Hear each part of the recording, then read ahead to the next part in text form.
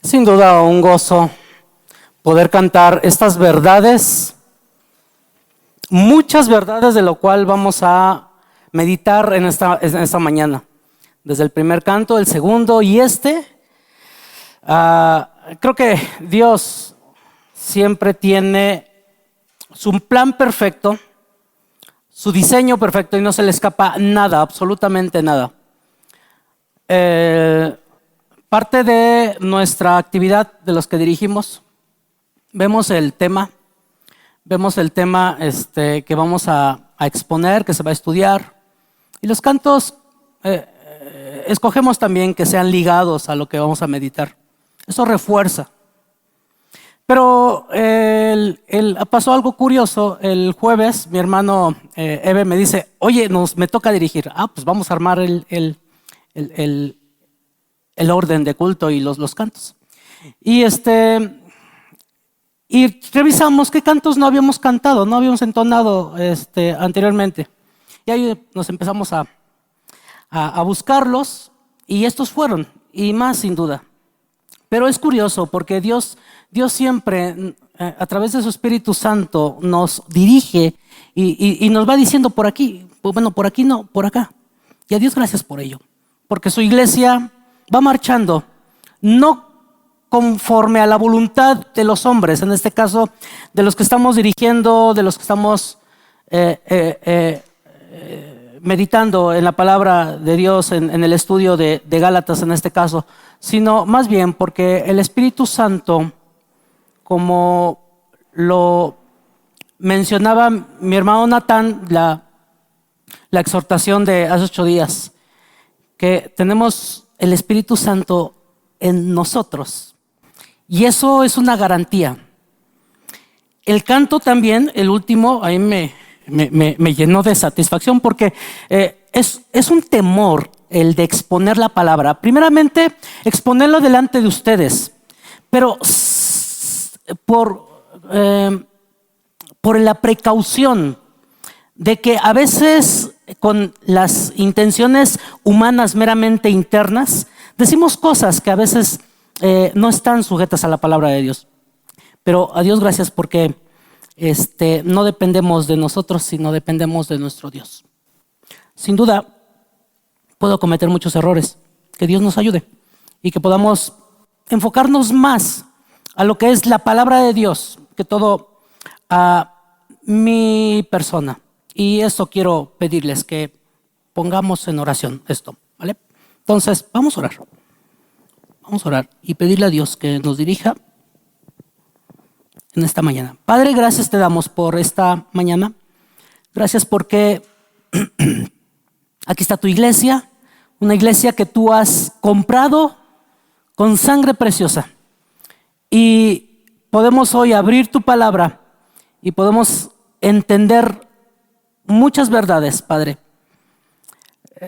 que sin duda tú tienes planeado exhortar a la iglesia, redarguirla, pero también convencerla de tu evangelio, de tu gracia, de tu amor. Y eso, Padre, es sin duda algo maravilloso que vamos a meditar. Pero también, Padre, te pedimos que nos exhortes a través de tu Espíritu Santo y nos hables. Y Padre, que podamos estar convencidos de nuestra posición como hijos tuyos. Ayúdanos, Padre, a través de tu Espíritu Santo, haz obras maravillosas en los corazones. Por Cristo Jesús. Amén. Pues yo creo que no has perdido la cita, ¿verdad? Estamos en Gálatas. Gálatas ha sido un reto para los que exponemos. Siempre hemos dicho, de los que se paran acá, de los que estamos ahí coordinados para enseñar, siempre hemos dicho, mi hermano Gama es como que el que se le facilita transmitir la palabra de Dios. Y a Dios gracias, porque Dios muestra su amor a través de hermanos que exponen.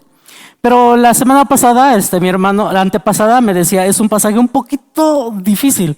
Y dije, hasta que vi a mi hermano un poquito con el temor, a lo mejor no con el temor, pero sí con esa parte que a veces no se le entiende. A veces no es un pasaje tan fácil de entender. Pero otra vez tenemos al Espíritu Santo que nos puede guiar. Y continúa Gálatas con esa idea un poquito molesta del apóstol Pablo. Si se acuerdan, ¿no? ¿Cómo inició el capítulo 3? Si me leen el primer versículo del capítulo 3, ¿qué dice? ¿O Gálatas? Pues esa tonalidad no la ha dejado. De hecho, esos Gálatas insensatos hasta la termina, yo creo que en la otra exposición, ya ahí como que suaviza un poquito esa exhortación, o Gálatas insensatos. Esto también es un poquito fuerte, no tanto como en los versículos pasados, pero sí es un poquito fuerte. Y es que el apóstol Pablo había predicado a los Gálatas, a estas iglesias, había predicado y había exhortado del evangelio de por gracia, el evangelio que no se gana, el evangelio que la salvación que no se tiene que hacer obras para merecer una salvación aceptada. No, sino el apóstol predicaba de una salvación por gracia, que solamente necesitamos advertir nuestra posición de bancarrota espiritual, nuestra vida misma, de cómo la observamos a través de la palabra de Dios y cómo Dios, a través de su plan de redención, podíamos encontrar esa salvación. Bueno, para que estemos un poquito en contexto y nos acordemos de lo que estudiábamos hace 15 días, tengo 3 puntos que mencionar antes de entrar. Y es precisamente la promesa que Dios le hacía a Abraham. En el capítulo 3 lo veíamos. La promesa que Dios le hacía a Abraham, que a través de su simiente iba a haber salvación. A través de la misma actitud que tuvo Abraham hacia Dios, que por fe iba a ser salvo, a través de esa simiente, la iglesia o los hijos de Dios comprados con sangre también iban a alcanzar esa salvación. Una salvación por fe en Jesucristo. Una salvación que no es meritoria por obras, sino por la suficiencia del Señor Jesucristo, por la obra redentora única del Señor Jesucristo. Todos los que tenían en Cristo, todos los que tienen a Cristo como Salvador y Señor, son simiente espiritual de Abraham. De hecho, lo dice en 3:29. Y vosotros, si te regresas, y vosotros sois de Cristo, ciertamente linaje de Abraham sois y herederos según la promesa. Esa promesa que por fe. La ley mosaica nunca fue diseñada por Dios para dar vida eterna, sino para mostrar a los hombres su pecaminosidad. Y nuestro hermano nos hacía entender que la ley mosaica fue transmitida después de Abraham. Y la promesa, y esa ley no quitó la promesa a Abraham que a través de su simiente íbamos a creer. Iba a haber una redención, no a través de cumplir la ley, sino a través de la simiente de Abraham. Pero sí la ley tenía un propósito bien determinado, bien definido y bien estructurado en un tiempo que lo vamos a ver más adelante. El plan de Dios es perfecto y lo vamos a ver. Es tan perfecto que los tiempos los tiene bien determinados. Y esta ley iba a ser su obra de dirigir al pueblo, a los creyentes, de dirigir toda su maldad y toda su pecaminosidad y toda su carga de pecado hacia la cruz, hacia Jesucristo. Romanos nos los dice. Romanos, yo te lo voy a leer 3, 19, 20, pero sabemos que todo lo que la ley dice, lo dice a los que están bajo la ley, para que toda boca se cierre y todo el mundo quede bajo el juicio de Dios, ya que por las obras de la ley ningún ser humano será justificado delante de él, porque por medio de la ley es el conocimiento del pecado. Esto nos daba a entender que a través de la ley podíamos entender que estábamos en pecado, en delitos y transgresiones, como mismo Romanos lo dice.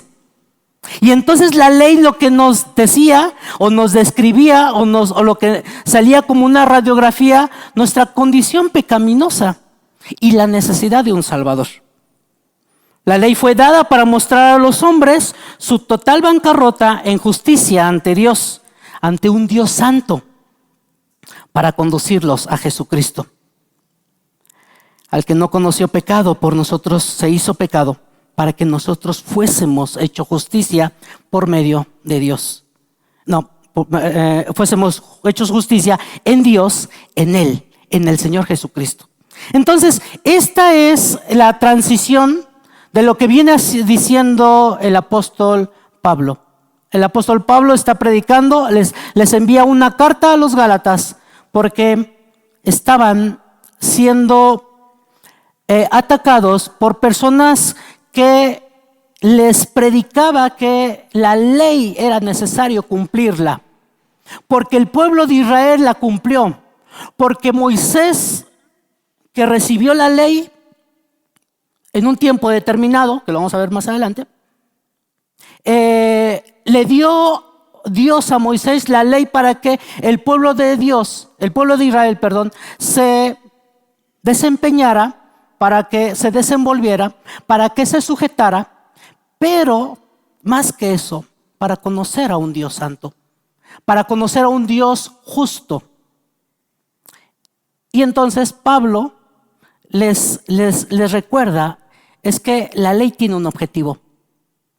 La ley tiene un tiempo asignado para mostrarse. Y mostrarse en la posición, en el diseño de Dios. No es de que la ley haya fallado, no, sino lo que fallamos somos nosotros, de no haberla cumplido. La ley es perfecta. La ley, y lo dice, no es perfecta para el alma. De tal manera que esa ley no tiene errores. Más bien, el que tiene errores es el ser humano. Es la criatura que no la puede cumplir. Pero a Dios no se le pasó de que al no cumplirla, mandó a su Hijo Jesucristo porque no le funcionó el plan de la ley. No, absolutamente nada. Al contrario, Dios tenía un tiempo bien diseñado para esto. Y de ahí el tema.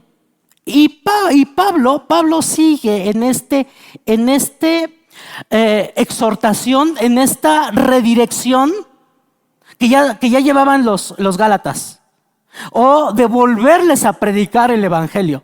Pero me encanta Pablo porque yo creo que inspirado por Dios, y sin duda esto también puede ser aplicado para nosotros, porque bueno, nosotros no somos judaizantes, nosotros no guardamos los días, no guardamos las fiestas. Y entonces, ¿cuál es el propósito para la iglesia el día de hoy?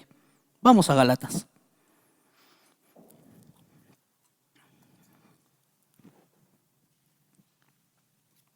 Pero antes de empezar, les hablaba de un tiempo, les hablaba de un lapso planeado. ¿Cómo te va con tus planes?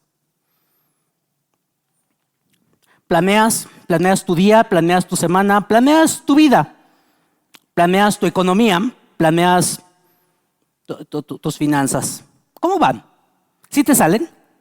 ¿Te salen después de hacer tu chequeo? ¿Te salen? Pues es que somos humanos. Pero resulta que a Dios no se le pasa nada, absoluta. Ni le sobra ni le falta tiempo. Su plan es perfecto.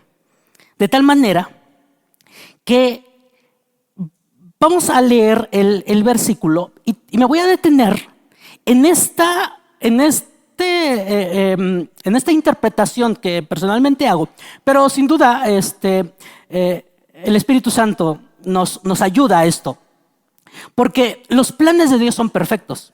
Lo voy a leer y me vas a decir si los planes que ejecuta Dios en la obra de redención son exactamente perfectos. A Él no se le pasa nada. Leo. Pero también digo, entre tanto que el heredero es niño, en nada difiere del esclavo, aunque es señor de todo, sino que está bajo tutores y curadores hasta el tiempo, subraya esa palabra si te hace ruido, hasta el tiempo señalado por el Padre. Entre tanto que el heredero es niño. ¿A qué edad, hermanas que enseñan, a qué edad se contempla la niñez? ¿A qué edad? Ayúdenme. Hasta los 12 años se cumple la niñez. Vale, hay un tiempo, ¿no? Hay un tiempo asignado. Sino que está bajo tutores y curadores hasta el tiempo señalado por el Padre. Así también nosotros, cuando éramos niños, estábamos en esclavitud, bajo los rudimentos del mundo. Pero cuando vino el cumplimiento, otra vez, hay un tiempo, cuando vino el cumplimiento, está hablando implícitamente, está hablando de tiempo, ¿no? De un cronograma, de un plan. Cuando vino el cumplimiento ¿de qué? ¿Ok? Cuando vino el cumplimiento del tiempo, Dios envió a su Hijo, nacido de mujer y nacido bajo la ley, para que redimiese a los que estaban bajo la ley, a fin de que recibiésemos la adopción de hijo. La adopción de hijos, perdón. Y por cuanto sois hijos, Dios envió a vuestros corazones el Espíritu de su Hijo, el cual clama, Abba, Padre. Dios envió, otra vez, ahí implícitamente está un tiempo. Dios envió, ¿en qué tiempo? Así que ya no eres esclavo ni hijo, sino hijo, y si hijo, también heredero de Dios por medio de Jesucristo. ¿De qué habla este tema? De un tiempo, de tiempo diseñado por Dios. De ahí el título, de esclavos a hijos. Porque hay un tiempo cuando somos esclavos y hay un tiempo cuando Dios nos rescata de la esclavitud y nos pone en una posición, hermanos, que ni siquiera te lo imaginas. Solamente lo adviertes y lo llegas a conocer cuando escudriñas la palabra de Dios y sabes de esa posición que tenemos como hijos de Dios. ¿Cuáles son las dos palabras que se repiten? Si pusiste atención ahí. ¿Cuáles son las dos palabras que se repiten? Mis hermanos que están batallando con concentrarse. ¿Cuáles son las dos palabras que se repiten? Herederos y herederos, búscalo. Herederos y qué. Hay dos palabras que se repiten. De hecho, 3 veces ambas. Herederos se repite 3 veces y tiempo sin duda está muy implícito. Pero hay otra, sí, de hecho también tiempo está muy repetitivo, sí. Y esclavos, exactamente. Herederos y esclavos. Son dos palabras que acá el apóstol va a enfatizar que, Gálatas, sí, verdaderamente la ley era necesaria. Pero ahora, siendo herederos de algo, entonces ya no es necesario cumplir con la ley. Si ya tenemos una salvación por gracia y no tenemos que cumplir la ley para ser salvos, ¿cuál es entonces la responsabilidad de Cristo ante la salvación? Ese es el enfoque de esta mañana. Primeramente, está la condición del hombre. Pablo explica cuál es su condición del hombre bajo la ley. Recuerden que el objetivo es A ver, ¿la ley sirve o no? ¿La ley es aplicable ya o no es aplicable? ¿La ley me sirve para salvarme o no? El propósito de aclarar a los Gálatas en cuanto a la ley es, en esta parte, la condición del hombre bajo la ley. Y vamos a empezar. Pablo también pero también digo, entre tanto que el heredero es niño, en nada difiere del esclavo, aunque es señor de todo, sino que está bajo tutores y curadores hasta el tiempo señalado por el Padre. Pablo aquí ocupa una ilustración de un heredero, de un hijo, de una herencia de un niño que no puede tener esa herencia sino hasta que cumpla un tiempo específico, hasta que cumpla la edad característica. Y de hecho, en las leyes que nos gobiernan, las herencias se cumplen ¿cuándo, Dorita? Ayúdame. Las herencias que, o sea, por ejemplo, mi padre tiene 20 hectáreas allá en el rancho. ¿Cuándo yo puedo disfrutar de esa herencia? Hasta que muere, ¿no? En este caso, hasta que muere. Hay una herencia que se puede estipular hasta cierta edad. Por ejemplo, que haya algunas condiciones, al cumplir este tiempo ya puede gozar de esa herencia, ¿sí, verdad? Sí se puede ahí redactar ese tipo de herencia. Pues así está explicando el apóstol, que la herencia se lleva a cabo cuando cumple la mayoría de edad. En el contexto romano, en ese tiempo de Roma, porque recuerden que ahí gobernaba Roma, en ese contexto, 16 años dejaban de ser niños. Perdón, 17. 17 años dejaban de ser niños, y es curioso cómo se contextualiza esta cultura, porque los hijos de los romanos, de todos los romanos, eran hijos de todos. Eran cuidados por todos.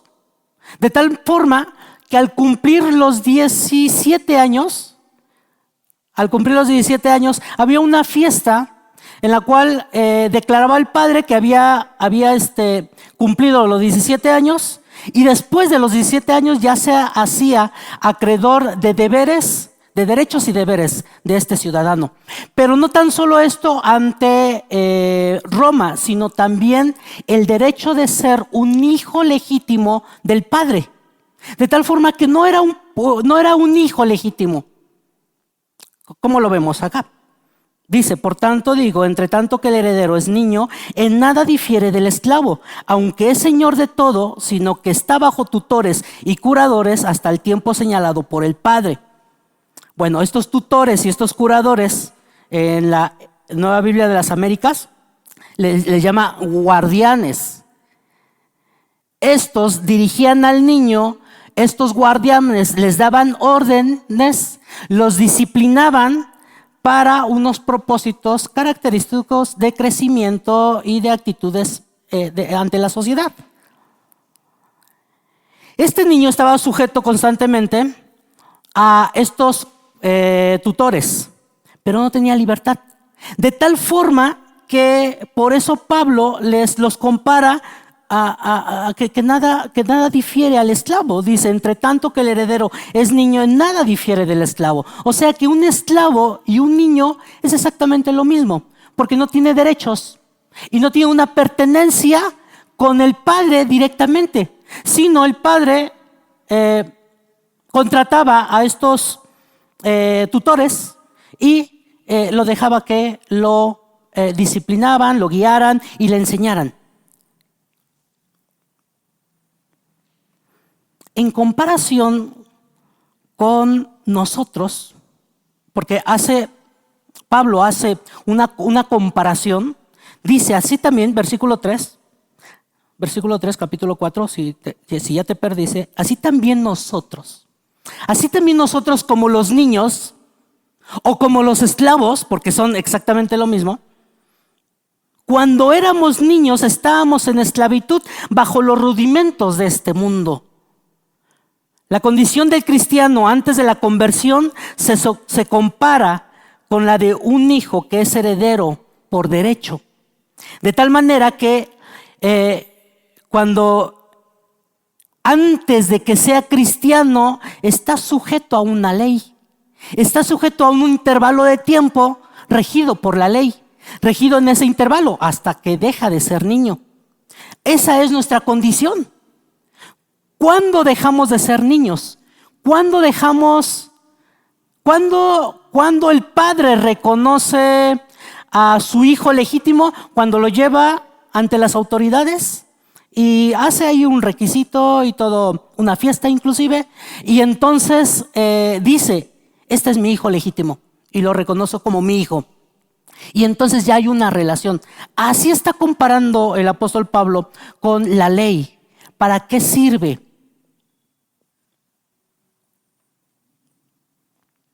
Como personas inconversas estábamos esclavizados al pecado, sometidos a la ley. Este es el propósito de la ley. De que ante la ley veíamos la esclavitud que pertenecíamos a ella, pero no nos daba libertad.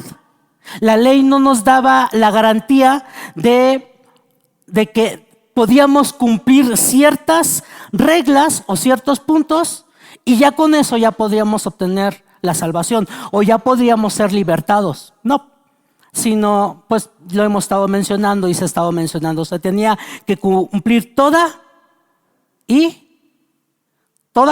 sin faltar una y ¿qué? Y siempre, todo el tiempo. Y eso pues ¿quién? Nadie.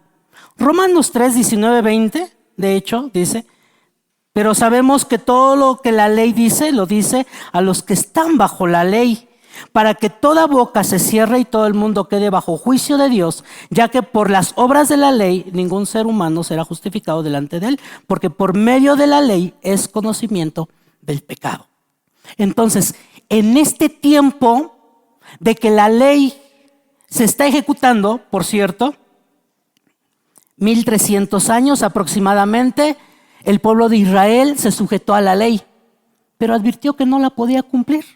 Advirtió que imposible de cumplirla. Y de ahí la necesidad de los sacrificios constantes del holocausto y de las ceremonias estas que se requerían para que Dios mostrara misericordia al pueblo. ¿Sí se acuerdan, verdad? Estábamos en esclavitud bajo los rudimentos de este mundo. ¿Cuáles son los rudimentos de este mundo, iglesia?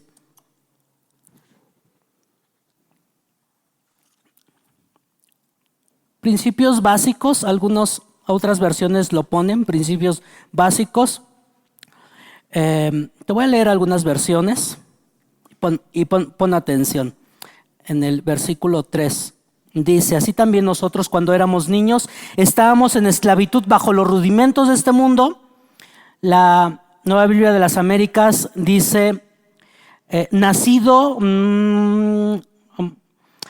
así también nosotros mientras éramos niños estábamos sujetos a servidumbre bajo las cosas elementales de este mundo. La NBI: así también nosotros cuando éramos menores estábamos esclavizados por los principios de este mundo.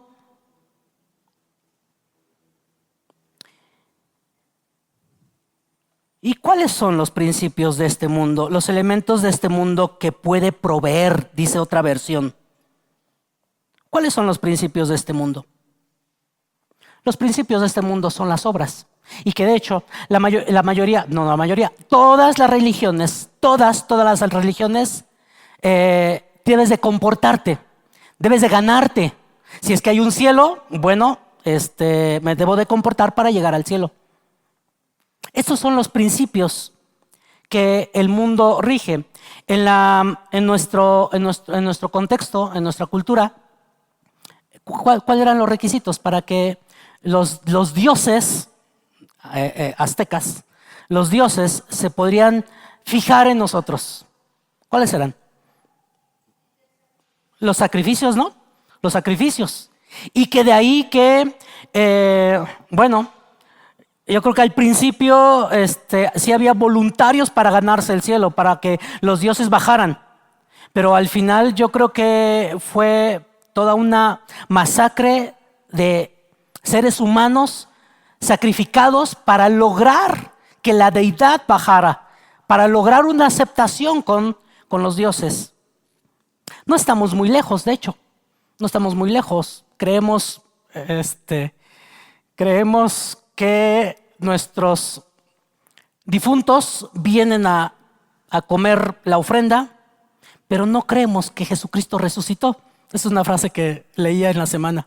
Y es curioso porque eso es verdad. La gente que no conoce a Dios busca la manera para agradar. Y bueno, es cierto, aquí buscan la forma de agradar a los fieles difuntos. Pero dentro de su espíritu, dentro de ellos mismos, buscan también la forma para que esos fieles difuntos puedan lograr alcanzar la salvación. De ahí de los rezos, de ahí de los novenarios, de ahí toda esa serie de ritos que se hace en la Iglesia Católica Romana, para que logre una aceptación al cielo. Estos son los rudimentos de este mundo. La salvación por obras, la salvación por buenas obras es la base de toda religión del mundo, excepto el cristianismo. La salvación es por gracia. La salvación es porque Dios en su misericordia tuvo plan, se lo contó a Abraham y lo ejecutó el Señor Jesucristo. Pero no se hace a un lado la ley. La ley nos apunta a Cristo. Y entonces, bajo estos rudimentos del mundo estamos sujetos. Bajo estos rudimentos del mundo estamos sujetos en un tiempo. De ahí que cuando el cristiano advierte de su espiritualidad vana, de su gracia barata, porque es curioso, nos encanta, y eso a mí me pasó también, nos encanta que nos regalen cosas. O sea, no me cuesta la gracia. A mí no me cuesta, solamente necesito aceptar al Señor Jesucristo como mi único y suficiente Salvador. Es todo, es todo. Pero ¿qué tanto sabes de este sacrificio? ¿Qué tanto sabes de esta obra? Porque cuando adviertes que no es nada gratis, que hubo un sacrificio, que cuando adviertes tu pecaminosidad, tu maldad, tu insistencia en pecar e ir en contra de Dios, cuando adviertes eso y adviertes que hay un Salvador que te rescató de esa miseria, no te queda más que darle gracias a Dios. Y esto se lleva a través de Cristo. Pero cuando, versículo 4, pero cuando llegó el cumplimiento del tiempo, Dios envió a su Hijo. ¿Qué cumplimiento? ¿Qué cumplimiento? Pues los tiempos que Dios nos revela nuestra condición pecaminosa, pero también a través de la palabra de Dios, ¿cómo estamos? La salvación no se adquiere de la noche a la mañana. La salvación, a ver, lo voy a replantear. La salvación no se entiende de la noche a la mañana. Cuando adviertes toda una vida de rebeldía hacia Dios. Es cierto, cuando Dios nos sella con su Espíritu Santo y aceptamos la obra del Señor Jesucristo en nuestros corazones, ahí es donde empezamos a ver la luz.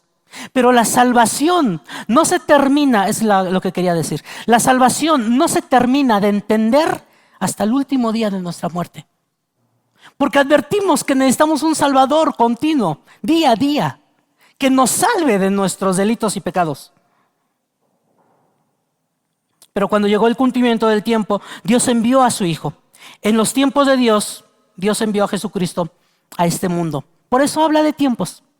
Porque el plan de Dios tenía que se ejecutara la ley en un tiempo. Bueno, también en nosotros, en un tiempo asignado para que Dios despertara nos reviviera, porque estábamos muertos. ¿Para qué envió? Para salvar a los hombres pecadores de la esclavitud del pecado, de cómo estaba el mundo, cómo estaba sumergido, cómo las culturas ven a Dios, cómo se pueden acercarse a Él. No había manera, sino más bien estaban presionados, ya sea por esa cultura o también por la ley, porque la ley apuntaba a un juicio. La ley la tenías que cumplir, porque si no, maldito el hombre. Para salvar a los hombres pecadores de la esclavitud del pecado y de la maldición de la ley. Es curioso porque Dios envió a su Hijo para que nos libertara de esa esclavitud, para que nos rescatara de esa esclavitud.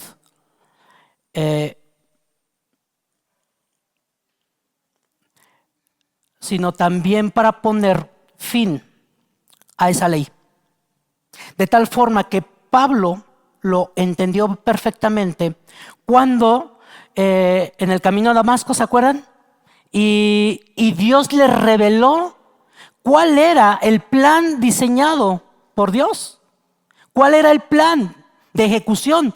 Porque Dios, al cumplir la ley, que ahorita lo vamos a ver, ya no la tenemos que cumplir nosotros para salvación, pero sí para agradarle, sí para amarle, que más adelante lo vamos a ver. La esclavitud del hombre bajo la ley continuó durante 1300 años, dije 1600 anteriormente, eran 1300 años, desde que Dios le reveló a Moisés la ley, hasta que Dios envió a su Hijo Jesucristo en este tiempo. Para cuando llegó el cumplimiento del tiempo, Dios envió a su Hijo. 1300 años transcurrió en que el pueblo de Israel se tenía que sujetar a la ley. Y si no se sujetaba, podía ver a la cruz. Pero cuando llegó el cumplimiento del tiempo, Dios envió a su Hijo nacido de mujer. Dios mismo, Beto leía en la mañana a Hebreos,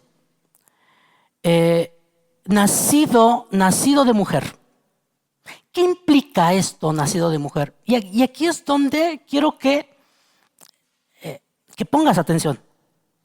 Porque si no hubiera sido nacido de mujer, el evangelio es una ruina. Si no hubiera sido nacido bajo la ley, también el evangelio no hubiera funcionado. No hubiera funcionado. Si Jesús hubiera nacido, por ejemplo, aquí en México, la obra no hubiera sido redentora. Ahí ya vemos por qué. Nacido de mujer, tiene la imagen misma que Dios mismo, siendo hombre, siendo Dios mismo, no escatimó ¿a qué? A ser igual a Dios, sino se humilló haciéndose hombre como nosotros. Y nació de mujer. Cristo tenía que ser Dios, porque solo Dios podía redimir a los hombres. Un hombre no, un hombre jamás podía redimir a otro hombre. Eso era improbable, jamás. ¿Por qué? Porque todos somos pecadores, todos somos descendientes de Abraham. De tal manera que Dios tenía que ser Dios, Jesús tenía que ser Dios mismo, que el que iba a comprarnos, a redimirnos, tenía que ser un Dios. Uno como nosotros, porque uno como nosotros pues estábamos en la misma condición de pecado. Y que tenía que ser también al mismo tiempo humano, o no podía ser un sacrificio perfecto por el pecado. ¿Qué quiere decir esto? Romanos nos dice un poquito. No, de hecho mucho. Haya pues en vosotros, Filipenses, este mismo sentir que hubo también en Cristo Jesús, el cual siendo en forma de Dios, no estimó a ser igual a Dios como cosa que aferrarse, sino que se despojó a sí mismo, se humilló a sí mismo, haciéndose obediente hasta la muerte y muerte de cruz, por lo cual Dios también lo exaltó hasta lo sumo y le dio un nombre que es sobre todo nombre, para que en el nombre de Jesús se doble toda rodilla de los que están en el cielo, en la tierra y debajo de la tierra, y toda lengua confiese que Jesucristo es Dios Padre. Tenía que ser Dios para tener el poder de un Salvador, pero también tenía que ser hombre para ser un perfecto sustituto, para tomar tu lugar en forma de hombre, en forma de humano, para que sea un sustituto perfecto. ¿Te das cuenta el valor? ¿Te das cuenta lo que hizo Dios por ti?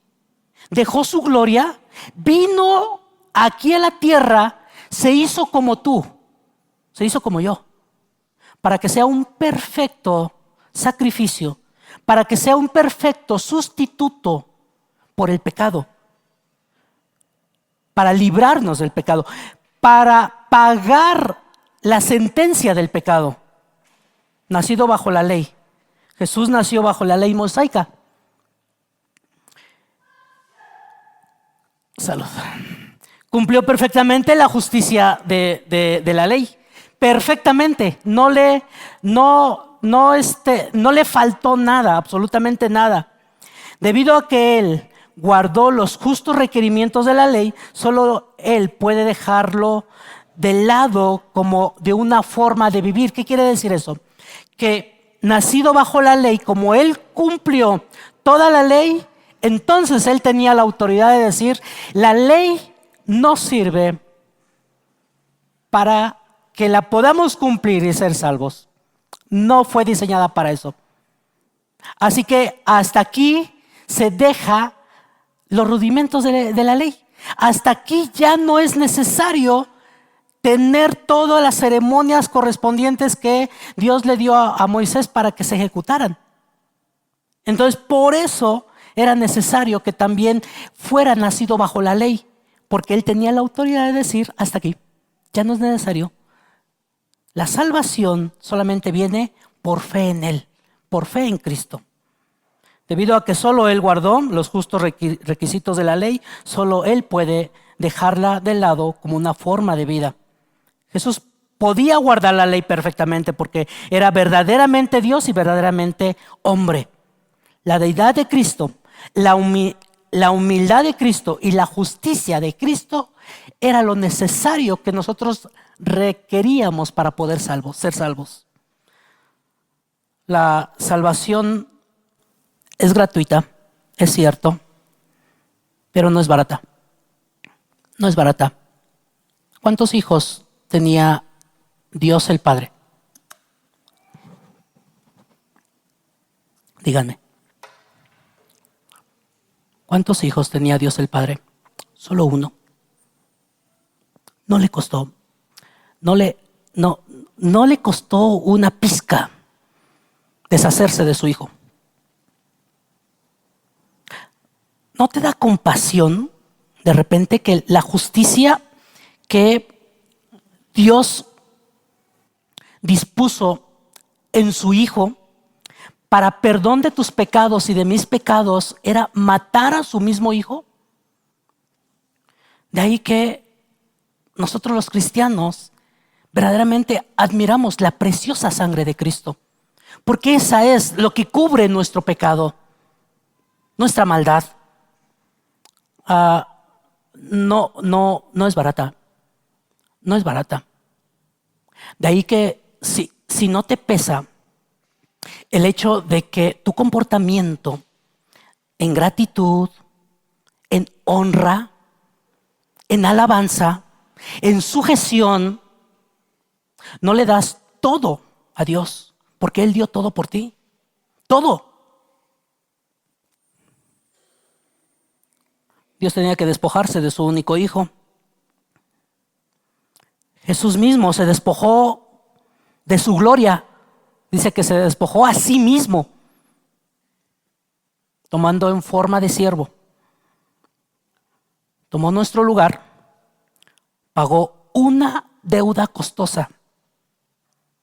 Así que no te limites en venir los domingos solamente a cumplir o a cubrir un requisito en la semana. Es curioso porque dedicamos tiempo para nuestros proyectos, dedicamos tiempo para nuestros planes y profesiones, carros, y ahí sí tenemos que cubrir el tiempo, ¿no? Y nos esmeramos y lo logramos. Pero no le podemos dedicar un tiempo de honra, de gloria a Dios un domingo, 100% despiertos, 100% aquí, dispuestos a servir. Llegamos tarde. No nos interesa aprender más de su amor, de su gracia. No fue barata. Y es que verdaderamente la sociedad y el mundo nos encausa a eso. No queremos sufrir, porque cuando sufrimos, y ahí estamos, ¿no? Ahí estamos buscando a Dios, por favor, no lo permitas, Dios, sálvanos, sáname. La salvación no fue barata. No fue barata. Y no quiero decir que tienes que venir los domingos a las 11 de la mañana o a las 10 de la mañana, 10 y media de la mañana, para que seas salvo. No, más bien es porque quieres saber más de ese Cristo que dio su vida por ti. De ese Cristo que derramó su sangre por ti en el Calvario. Lo calificaron para hacer esas tres características: la deidad, la humildad y la justicia. La justicia, lo que le daba el cumplir la ley para honrar al Padre. Lo calificaron para ser el Salvador, el Redentor, el mediador de Dios entre Dios y el hombre. Tu salvación no descansa en obras humanas. Las obras humanas son caídas, son imperfectas, son fracaso, son corrompidas inclusive. Pero el valor de la salvación es infinita, familia. Es grande. Bueno, ¿para qué te rescató Dios? ¿Para qué? Porque esa es la gracia barata. Esta es la gracia que nos acomoda. Esta es la gracia, bueno, ya cumplí, ya fui a cantar, ya fui a orar, ahora sí, vamos a trabajar. Esa es la gracia barata, esa es la gracia que te conforma. Esa es la gracia que los Gálatas cometieron. Porque entonces podría yo, con un día de servicio a Dios, listo, Dios ya está glorificado. Ya está pagada mi salvación. Ya está pagada mi salvación, sí. Vengo el domingo a hacer el aseo, ya está pagada mi salvación. Ya con eso podría pagar mi salvación. Tiene un propósito, el de rescatarte. Y el primer propósito lo dice el versículo 5. ¿Para qué? ¿Para qué? ¿Para qué? Si estás conmigo, ¿para qué? Si no te pesa rayar tu Biblia, escribe, subraya redimir. Redimir. Cristo vino a redimir a las personas que estaban bajo la maldición de la ley debido a su pecado. Nuestro pecado trae la maldición de Dios porque la ley simplemente muestra que somos pecadores. Y esta parte de redimir ya lo había comentado en los versículos pasados. Regrésate al versículo 10 del capítulo 3. Regrésate. Todos, te espero, perdón. ¿Ya estás? Todos los que confían en la observancia de la ley están bajo maldición, porque escrito está: maldito todo el que no continúa haciendo todo lo escrito en el libro de la ley. Si no te estabas sujetando a la ley, ¿qué estabas haciendo? ¿Cómo era tu sentencia? ¿Cuál era tu apunte? Lo vuelvo a leer. Todos los que confían en la observancia de la ley están bajo maldición. ¿Están bajo qué? Porque escrito está, maldito el que no continúa haciendo todo lo escrito por el libro de la ley. Por eso había un tiempo, y el tiempo se había cumplido cuando Dios manda a su Hijo a redimirnos, para que dejáramos de ser malditos, porque verdaderamente yo era maldito, tú eras maldito, ¿o no? Porque o cumplías o no cumplías la ley. Claro que no la cumplías. Claro que era imposible cumplir la ley. Nos rescata, nos redime de este yugo, de esta esclavitud. Hemos escuchado la palabra redimir, ¿sí o no? De hecho, yo recuerdo en muchas enseñanzas, lo hemos estudiado. ¿En dónde se da esto de redimir? ¿De dónde viene la palabra? La palabra viene de la compra en el mercado de esclavos. De ahí viene. De ahí viene la palabra redimir. Lo redimo. Compro ese esclavo para mí, para que deje de ser esclavo tuyo y venga a ser esclavo mío. Eso era redimir. Era la compra de esclavos. Era la compra de esclavos. Todos los hombres están bajo esta maldición de Dios porque son pecadores. Cristo vino a comprar a los hombres del mercado de esclavos del pecado y los liberó de la maldición y de la esclavitud. Esto mismo lo dice Gálatas 3:13. Regrésate al capítulo 13, al capítulo 3, versículo 13. ¿Qué dice? ¿Me ayudan? Esta palabra ya la habíamos estudiado, de hecho. ¿Qué dice? Alguien que la lea con voz alta.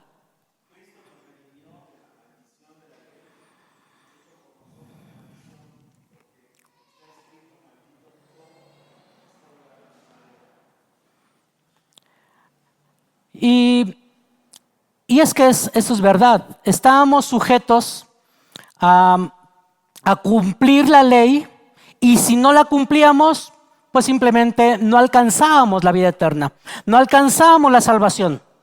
Pero por otro lado, también éramos esclavos de nuestros pecados. ¿Por qué? Porque era un círculo vicioso. No podía cumplir la ley. ¿Por qué? Porque el pecado moraba en nosotros. El pecado nos hacía presos más. Y de hecho, no sé si en una época tuya, de cuando te compartieron la salvación, dejar de pecar era un problema.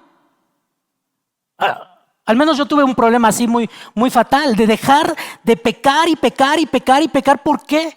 Yo quería agradar a Dios. Yo quería salvarme por dejar de pecar, pero no lo pude hacer. Hasta que descubrimos que Cristo vino para rescatarnos de esa miseria, de ese círculo vicioso, que no podíamos cumplir la ley, no podíamos cumplir la ley y volvíamos a pecar. Y era un círculo vicioso.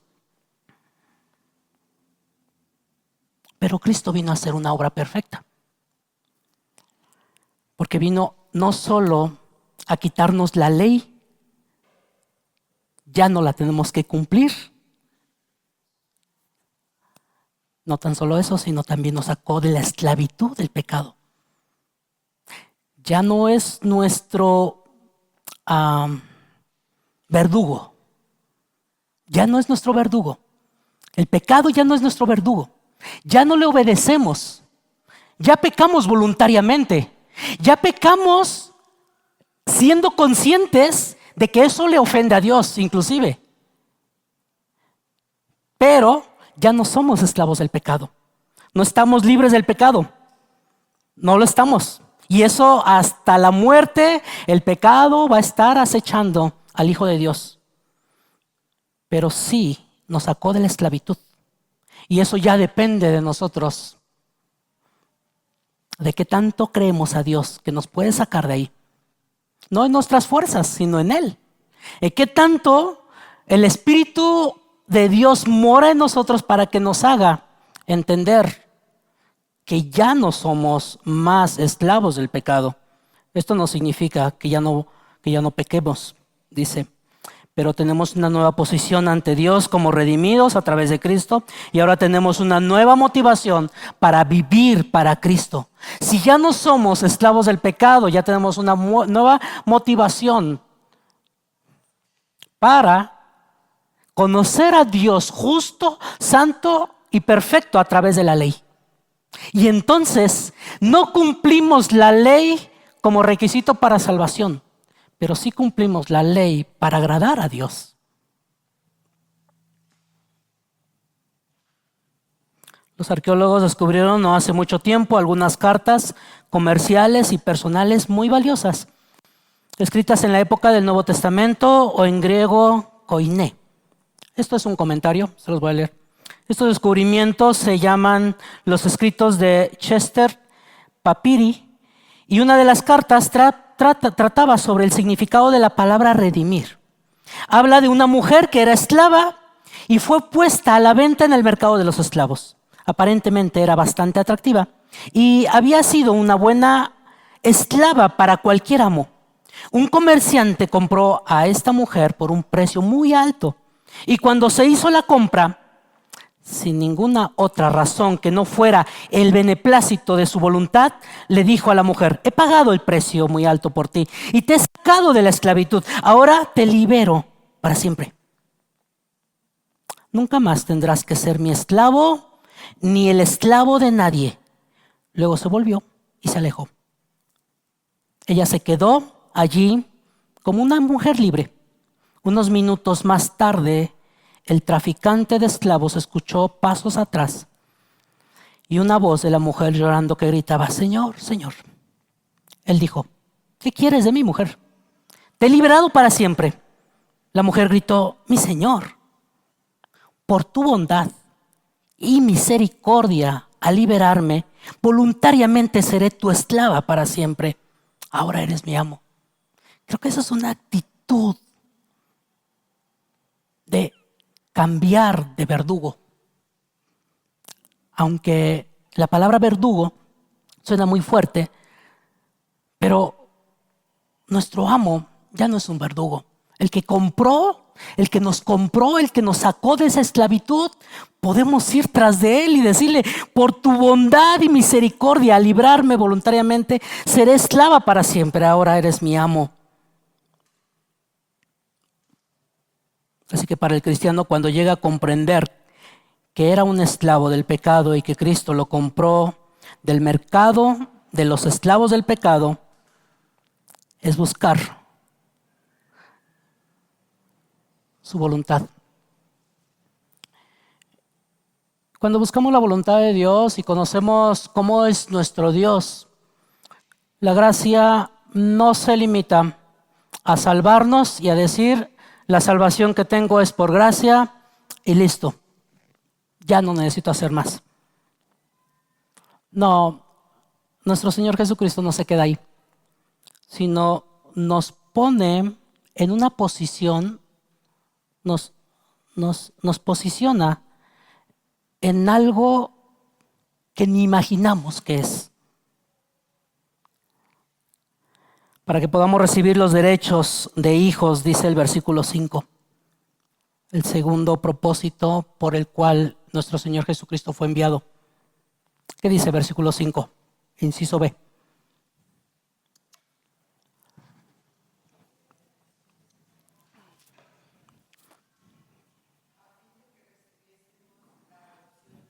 A fin de que recibiésemos la adopción de hijos.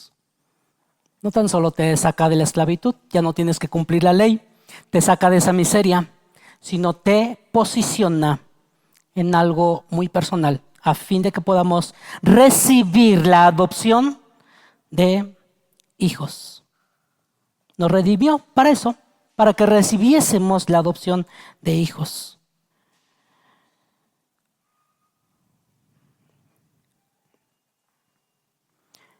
Porque sois hijos, el siguiente versículo, el 6. Porque sois hijos, Dios envió al Espíritu. Y aquí se empieza como eslabones que se van ejecutando con propósitos bien determinados y amorosos por parte de nuestro Dios. Checa. Porque sois hijos, o sea, primero, ¿qué dice? para que podamos recibir la adopción de hijos. Dios envió a su Hijo para que nos rescatara. Recibimos la adopción. Ya somos hijos de Él. Y después de eso, ¿qué dice? Porque sois hijos, Dios envió ¿a quién? A su Espíritu de su Hijo a nuestros corazones. El Espíritu que llama Abba Padre. Hay una... No sé si te ha pasado. Personalmente sí. Y de repente de tanto fracaso y de tanta caída en rebeldía con Dios, de repente dices, ¿seré realmente hijo de Dios? ¿Seré realmente uno que rescató de la esclavitud? ¿Te ha pasado? ¿Te ha pasado que cometes pecado y pecado y pecado y te cuestionas y dices, creo que yo no he entendido la salvación, creo que yo no he entendido el propósito por el cual Dios mandó a su Hijo? Pero hay una garantía. Y esto al cristiano le debe de llevar a honrar a Dios, a poner su vida en disposición suya para Dios. Porque sois hijos, Dios envió a su Espíritu de su Hijo en nuestros corazones. Hace 8 días el hermano Nathan nos explicaba que Dios envió al Espíritu Santo como arras ¿de qué? De nuestra herencia. Una garantía que Dios va a cumplir su propósito en la iglesia y la va a llevar a las bodas del Cordero. ¿Sí se acuerdan, verdad? Y si te lo perdiste, te invito a que veas el canal de YouTube de la iglesia. Pero esto me llena de gozo porque dice, Dios envió al Espíritu de su Hijo ¿a qué? ¿A dónde? ¿A dónde? ¿Qué dice tu Biblia? ¿A dónde? A nuestros corazones. El mundo, tu carnalidad, sin duda te van a manchar, te van a acusar y te van a decir, es que tu actitud no es de un cristiano, tu actitud no es... Y el diablo mismo, ¿no? El diablo mismo, ¿cómo te vas a presentar cuando acabas de pecar con Dios? O sea, confesar de nuevo ese pecado. Pero el Espíritu que está en nuestros corazones llama Abba Padre. Por cierto, esta palabra a mí me causa personalmente un problema por la traducción a nuestro español, que es papito. Pero si nos detenemos un poquito más en 3 ocasiones que fue nombrada Abba Padre, una fue en Romanos, otra fue aquí y la otra el mismo Señor Jesucristo lo dijo. Podemos entender un poquito más qué significa Abba Padre y tener cuidado de pronunciar Abba Padre a la ligera y tener gozo al pronunciar Abba Padre porque entendemos qué significa Abba Padre. Tan pronto como somos salvos, el Espíritu comienza a clamar en nosotros, Abba Padre, diciéndonos a través de la experiencia que somos verdaderamente miembros de la familia de Dios. Y esto te lo da la garantía del Espíritu Santo. Esto te lo dice el Espíritu Santo en tu corazón. No hay una manifestación. No esperes una manifestación. No esperes una emoción. Porque no lo hay. No lo dice. Simplemente entra a nuestro corazón y nos da la garantía de que somos hijos de Dios. Pero sí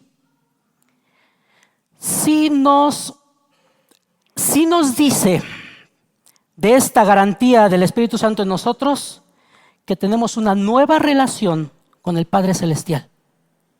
Y esto es a través de su Hijo Jesucristo. A través de Cristo, de por medio de Cristo. Y el testimonio del Espíritu Santo que nos dice que somos verdaderamente hijos e hijas es por disposición de Dios. No es porque ni siquiera lo anhelemos, sino es porque Él lo ha dispuesto de esta manera. Romanos, y es donde lo comenta mismo Pablo, Romanos 8, 15, 16, te lo leo. ahí donde menciona también Abba Padre, porque no recibiste un espíritu que te vuelve esclavo del temor. O sea, el espíritu no te está acusando, no te está acusando, y es genial. El Espíritu Santo nos está redarguyendo en pecado. Nos está redarguyendo en pecado. Y nos está diciendo, confiesa tu pecado. Y nos está diciendo, fallaste en esto. Y arrepiéntete y haz lo que tengas que hacer, pedir perdón o lo que sea. Pero jamás te dice, tú no eres hijo. Jamás te dice, creo que aquí la regaste y aquí has perdido tu salvación. Y entonces pues ya no eres meritorio de acercarte a Dios. Romanos dice, porque no recibiste un espíritu que te vuelve esclavo del temor, pero recibiste un espíritu de filiación y por él clamamos, Abba Padre. El espíritu mismo da testimonio a nuestro espíritu que somos hijos de Dios. El propósito del Padre no era solo asegurarnos como hijos e hijos a través de Jesucristo. El propósito del Padre era asegurarnos que el espíritu tomara el control de tu corazón, tomara el control de lo que piensas, dices y haces.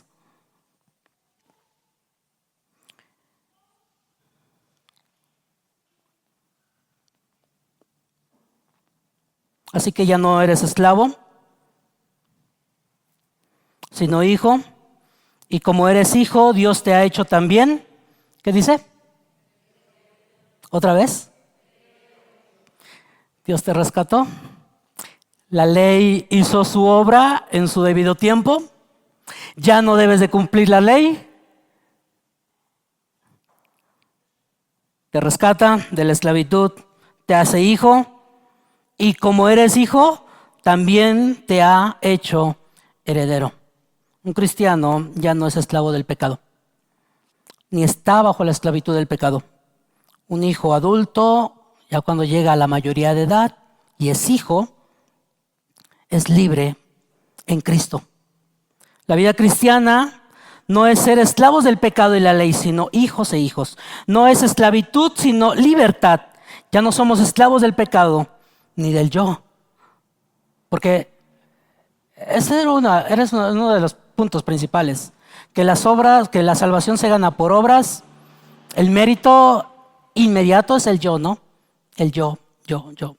Bueno, ya no eres esclavo de ello, sino eres libre a través de Cristo.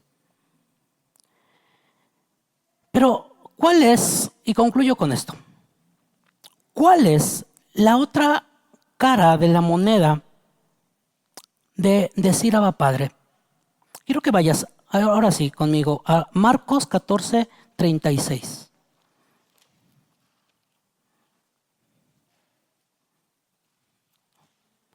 Marcos 14:30.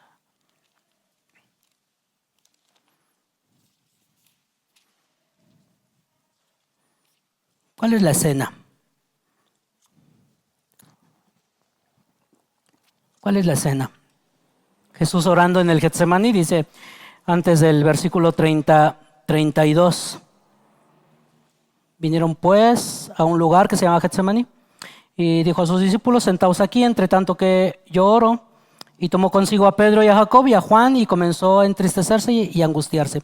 Y le dijo, mi alma está muy triste hasta la muerte, quedaos aquí, velad. Yéndose un poco adelante, se postró en tierra y oró que si fuese posible, pasase de él aquella hora y decía, ¿qué decía? Abba Padre. Este es el tercer lugar de la Escritura donde se habla de Abba Padre. Este es el tercero. 2 veces lo menciona Pablo en Romanos y en Gálatas, y el Señor Jesucristo también lo dice. Abba Padre. ¿Qué estaba haciendo el Señor Jesucristo? ¿Estaba orando? ¿Qué estaba haciendo? ¿Estaba angustiado? ¿Necesitaba de un rescate? ¿Necesitaba de alguien que lo librara? ¿Necesitaba que si era posible no pasar por esa justicia que iba a hacer en la cruz? Padre, todas las cosas, decía Abba Padre, todas las cosas son posibles para ti. Aparta de mí esta copa, mas no, ¿qué dice? Dilo fuerte. Dilo fuerte. Mas no lo que yo quiera, sino, a ver todos juntos. Mas no lo que yo quiero, sino lo que tú. ¿Cómo nuestro Señor Jesucristo se dirige a Dios como Abba Padre? De ahí que la traducción a nuestro lenguaje latinoamericano no es como amigable de papito, no es amigable. Dios tenía que cumplir la justicia de pagar lo que merecía, de castigar lo que merecía al pecador. Y el Señor Jesucristo, aparta de mí esta copa, si es posible, mas no que yo quiera, sino lo que tú. ¿Cuándo nos podemos dirigir a nuestro Padre, Abba Padre? Cuando le decimos a esto, a Dios, no lo que yo quiera, sino lo que tú. Es curioso porque el Señor Jesucristo también nos enseñó que la cercanía con el Padre en la oración, Padre nuestro que estás en los cielos, tú en los cielos, yo acá, pero tan cercano, tan nuestro, que era un gozo.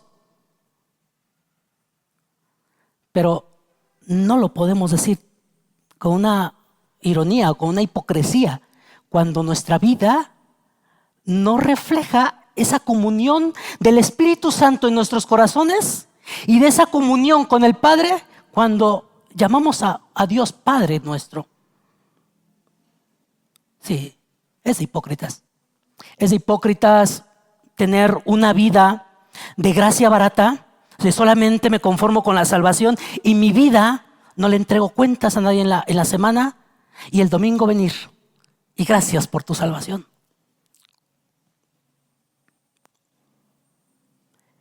No de labios, de labios me honráis, pero de corazón pero está lejos el corazón, por ahí lo dice el Señor Jesucristo.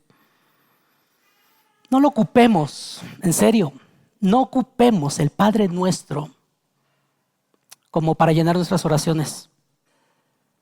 Si tienes una comunión con el Padre de día a día, el Espíritu Santo tendrá esa euforia para decir, Abba Padre, gracias por rescatarme, gracias porque no me has abandonado en este pecado, en esta maldad, no me has dejado que caiga.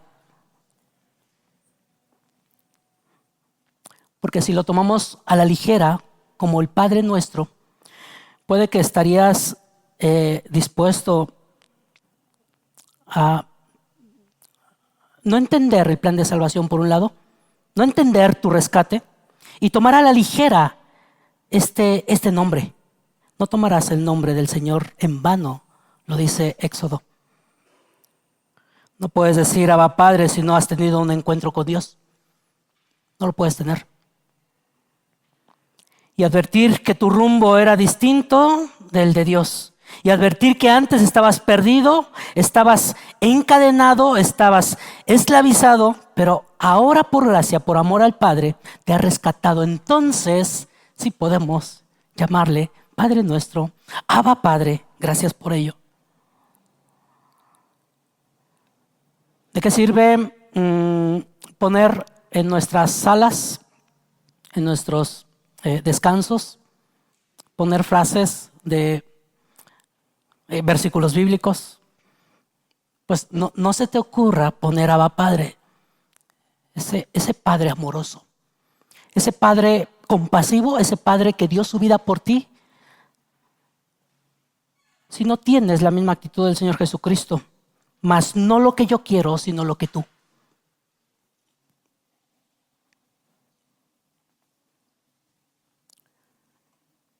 La mejor manera porque si si caemos un poquito a la traducción del lenguaje, si caemos un poquito a la traducción del lenguaje, que Abba Padre significa papito, y es una forma amorosa, es una forma cariñosa de llamarle a nuestro papá papito, ¿vale? Si es una forma de amor, entonces checa que dice Juan 14:15. El Señor Jesucristo le decía a sus discípulos: si me amáis, ¿qué? Guardáis mis mandamientos. No te conformes con los servicios de la iglesia. La gracia es infinita. No te conformes con esa gracia barata que ya eres salvo y listo. La gracia es infinita. La gracia es infinita tanto que la puedes seguir admirando, la puedes seguir disfrutando conforme vas teniendo una relación con ese Padre, conforme vas teniendo una comunión estrecha con el Padre, conforme vas deseando las cosas que Él quiere y no las cosas que tú quieres, conforme vas guardando los mandamientos. Nuestro Dios es un Dios infinito. No es un Dios de un intervalo y ya se terminó. Nuestro Dios es un Dios infinito. Cultivemos este anhelo por conocer más y más a este Dios y esta comunión de tener esta intimidad. Porque si hay algo, ¿qué le motivó a Dios rescatarnos? Solo por gracia y amor. Un amor como mi hermano nos explicaba en la mañana, un amor sacrificial, un amor que ahorita siente y mañana no, y bueno, a ver qué pasa mañana. No, un amor constante. Y entonces Dios sí desea, porque, o sea, lo hizo, las pruebas lo hizo, te rescató de la miseria, te rescató del pecado, te adoptó, te posicionó heredero.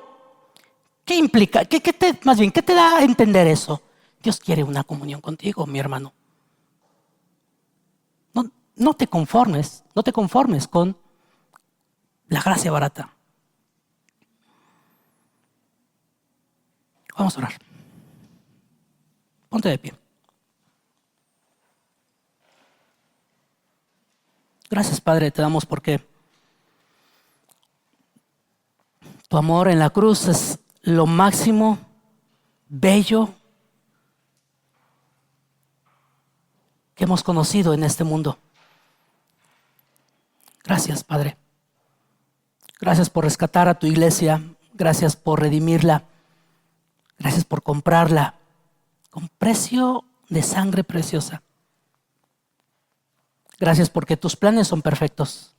Nuestros planes no, pero tus planes sí, Padre.